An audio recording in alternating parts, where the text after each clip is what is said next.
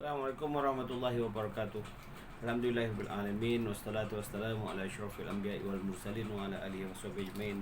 Apa khabar tuan-tuan? Pada hari ini hari Jumaat, Sayyidul Ayyam, penghulu segala hari yang kita telah diberi Allah kesihatan, kekuatan, kita diberi Allah untuk peluang untuk terus melangkah untuk hari ini, untuk melakukan kerja yang kita suka, kerja yang kita perlu buat atau kita wajib buat, ya. Alhamdulillah hari ini saya dapat satu berita di sebuah pejabat diuji dengan virus, ya. Diuji dengan virus dan pejabat tu terpaksa ditutup untuk sanitizing, ya, proses sanitize. Dan itu membantutkan momentum kerja dan perkara-perkara yang terbengkalai yang perlu dibuat dengan segera. Jadi apa yang kita dapat buat dia bila kita tidak ada pilihan, ya. Jadi bila kita tidak ada pilihan, kita kena pilih yang sepatutnya lah. Jadi hari yang pertama sekali kita perlu fikir segala yang berlaku, kita mentadbir, Allah mentakdir, dan Allah tahu apa yang terbaik untuk kita.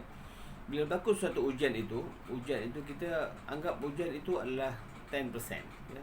Apa saja insiden berlaku adalah 10%. Yang 90% itu adalah macam mana kita mengatasi atau kita tindakan kita, ya. Contohnya anda tengok di Melaka sedang kempen untuk PRN, ya. Bila berlaku kempen dekat Melaka PRN ini, mereka tidak boleh kempen keluar dan sebagainya, norma baru. Namun dengan sekatan tersebut mereka masih perlu berkempen untuk meraih undi. Ada satu hari lagi, besok mereka akan memangkah. Jadi bila pilihan tidak ada, banyak sekatan, banyak larangan dan banyak peraturan yang ditentukan, maka mereka menjadi kreatif. Ya, ini menjadikan mereka ini kreatif dan mereka akan cari jalan supaya akhirnya sasaran yang mereka targetkan itu sampai dan akhirnya pengundi dapat diberitahu. Saya bukan nak kempen tentang undi, saya nak bagi tahu macam mana sesuatu larangan, kesempitan atau sesuatu halangan itu menjadikan kita kreatif untuk keluar, ya. Orang-orang terdahulu apabila diuji dengan cabaran ujian dan mereka tidak ada pilihan, maka mereka terpaksa memilih satu jalan terbaik, ya. Dalam satu bahasa Inggeris disebut, we don't know how strong we are until being strong the only choice. Until being strong is the only choice to be strong, ya. Maksudnya we don't know how strong we are until being strong the only choice. Kita tak ada pilihan, sedangkan itu saja pilihan yang kita ada, ya. Seorang yang tidak pernah lompat pagar yang tinggi tiba-tiba dikejar oleh haiwan atau menyelamatkan diri, maka mereka akan lompat parit yang besar yang kita tak fikir kita boleh cross, tiba-tiba kita boleh cross. Maka hari ini setiap orang diuji dengan nikmat, dengan ujian kesusahan, kepayahan, kesakitan. Ada kawan saya di hospital dah berminggu masih lagi dirawat. Ada orang diuji dengan penyakit yang mereka cari sendiri, dengan buah pinggangnya, dengan kencing manisnya, mereka cari sendiri. Sebab mereka hanya fikir what happen, bukan what will happen. Beza. What will happen adalah perkara yang kita boleh jangkakan, ya. Orang biasa melihat kemungkinan, orang luar biasa merintis kemungkinan. Macam mana kita merintis kemungkinan supaya kita boleh mengelakkan sesuatu perkara itu berlaku. Jadi bila sesuatu musibah atau ujian itu berlaku, maka kita kena fikir akan datang macam mana untuk mengelakkannya, supaya kita dapat mengurangkan risiko, ya. Betul, akhirnya kalau berlaku dan takdir Allah. Dan namun kita bergantung harap dengan Allah, kita mohon pada Allah supaya Allah memberi kita jalan untuk kita tidak terlibat dengan masalah dengan musibah tersebut, ya. Contoh, sebentar lagi saya akan pergi ke Melaka. Minta maaf, saya akan pergi ke Negeri Sembilan untuk interview seorang wiranegara yang telah membunuh 3 orang komunis, ya. Lebih kurang hampir 20 tahun yang lalu, ya. Dia telah membunuh 3 orang komunis dan beliau adalah seorang anak muda yang berkorban, meninggalkan segala kebiasaannya, masuk dalam hutan, dan dia diarahkan untuk meninggalkan hutan tersebut setelah 2 bulan operasi untuk penggantian, untuk trup baru nak masuk. Namun apabila beliau nampak ada indikasi, beliau nampak ada sumber maklumat yang menyatakan bahawa ada musuh, maka beliau memilih untuk tidak naik kereta api kerana beliau ada tanggungjawab untuk memusnahkan musuh yang mengganggu keamanan, kestabilan dan keselamatan negara ini.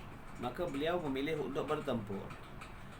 Maka bertempur itu risikonya sama ada musuh mati atau kita mati, sebab kita bertempur di gelanggang musuh.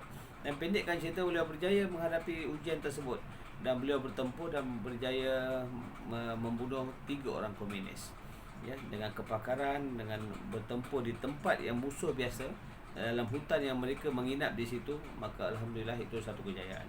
So, hari ini saya nak interview beliau untuk dia menjadi satu iktibar kepada orang lain, macam mana keberanian, jati diri, patriotisme, warriorship yang ada pada beliau. Jadi inilah pendek cerita tuan-tuan, bila kita diuji dengan ujian yang pada hari ini menyebabkan kita tidak boleh ke depan, kita muhasabah diri, ya.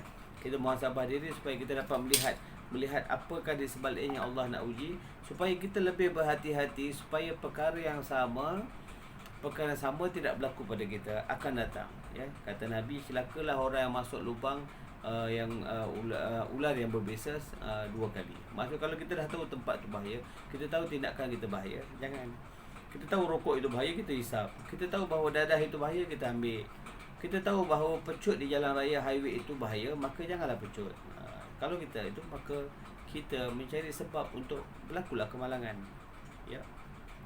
Okey, jadi bagaimana membina kekuatan diri, ya? Bagaimana kita nak membina kekuatan diri? Kadang-kadang kita hendak dalam hidup ni, kita nak semua yang kita hendak capai. Sedangkan Allah telah bagi tahu bahawa Allah tidak akan memberi apa yang kita mahu. Allah bagi apa yang kita perlu. Kadang-kadang kita berdoa lain, Allah bagi lain. Kadang-kadang kita berdoa yang sedikit, Allah bagi lagi banyak. Sebab itulah kita selalu bersangka baik dengan Allah, sebab Allah tahu apa yang terbaik untuk kita. Mungkin hari ini Allah lambatkan 13 jongkong emas pada kita. Kita jadi orang sombong. Kita akan jadi orang lupa diri. Orang fikirkan, apa lagi aku nak tambah 13 jadi 30.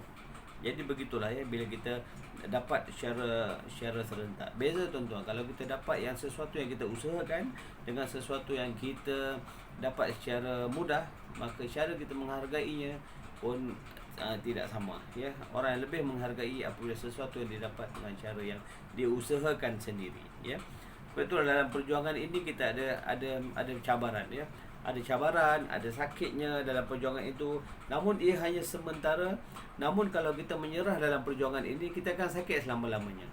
Ya, bila kita berjuang menghadapi cabaran itu, kita akan susah seketika. Dia seketika. Namun kita tidak ambil tindakan yang lebih, maka kita akan kita akan jadi lagi teruk, ya. Sebab itulah kita gantungkan azam setinggi langit dan merendahkan hati kita di bawah, sebab akhirnya kita ingin mencari redha Allah, ya. So tuan-tuan, saya nak kongsikan sedikit bagaimana untuk merawat. Kita nak merawat hati kita untuk melahirkan sifat redha. Pertama, selalu bibir dibasahkan dengan zikir. Zikir, ala bizikrillah tatma'innul qulub. Selalu berzikir. Yang kedua, tingkatkan ibadat-ibadat sunat sedekah, sunat berselawat, sunat perkara-perkara yang boleh buat. Solat sunatnya, perkara yang sunnah, ya, kita buat. Perkara yang tak wajib, namun bila kita buat dapat pahala. Sentiasa bersyukur dengan nikmat Allah. Jangan bandingkan kita dengan orang lain. Kita bersyukur apa yang kita ada ini, dan kita terus berusaha untuk meningkatkan diri dan membaiki diri. Sentiasa melazimkan diri berada dalam majlis ilmu. Kita lazimkan diri dan berada dalam majlis ilmu, kerana dalam majlis ilmu ada barakahnya, ada banyak hikmahnya, dan merupakan terapi jiwa untuk orang yang berada dalam majlis ilmu. Dan satu lagi, kita sucikan diri daripada berprasangka buruk pada orang. Kita selalu berfikir, hebat mana pun kita, kadang-kadang datang bisikan syaitan untuk kita mula berprasangka dengan orang. Sangka baik. Kalaulah mereka dapat itu bukan hak mereka, kita doakan mereka akan jadi jadi seorang yang insaf dan balik pangkal jalan. Begitulah, ya. Dan akhir sekali, kita bergaul dengan orang sekeliling yang baik-baik dan berkongsi perkara yang baik dan masalah kita pada orang yang kita percayai, ya. Kita jangan kongsikan masalah kita pada orang yang kita tidak percayai, sebab dia akan mungkin viralkan, dia akan menyebabkan kita akan jadi lagi aib lagi, ya. Jadi apa yang anda impikan dalam hidup ni, teruskan. Apabila anda ingin sesuatu, anda usahakan. Kerana kita memiliki satu kehidupan. Kita ada satu kehidupan, iaitu hidup ini, perjalanan ini akhirnya akan berakhir. Jadi kita hargai setiap momen, ya, setiap momen. Ada 2 momen yang sangat penting dalam hidup ini, iaitu momen kita lahir dan momen kenapa kita lahir. Kalau kita tahu ini, kita lahir sudah berlaku. Kenapa kita lahir, kita kena tahu.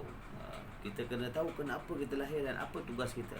Sebab kita ni ada satu bekalan yang kita kena bawa ke satu negara yang lebih abadan abada, iaitu akhirat, negara akhirat. Kalau kita dapat faham ini, maka kita akan rasa hidup kita ni terisi. Kita tidak tahu, kita tidak pandai untuk berputus asa. Kita sentiasa bersangka baik dengan Allah, bersangka baik pada diri kita, bersangka baik pada orang lain. Dan ini menjadikan kita seorang yang lebih hebat, lebih cemerlang dan lebih ada sakinah dalam diri kita. InsyaAllah kita mulakan. Kalau tak dapat buat semua, jangan tinggal semua. Kita mulakan hari ini satu langkah dengan wibawa yang cemerlang, bahawa kita fikirkan apa yang kita hendak, maka kita usahakan apa yang kita hendak. Pastikan satu, segalanya mestilah syariah compliant. Semoga dia memberi manfaat untuk anda dan saya juga, supaya kita menjadi orang lebih baik, lebih hebat dan lebih cemerlang, insyaAllah. Assalamualaikum warahmatullahi wabarakatuh.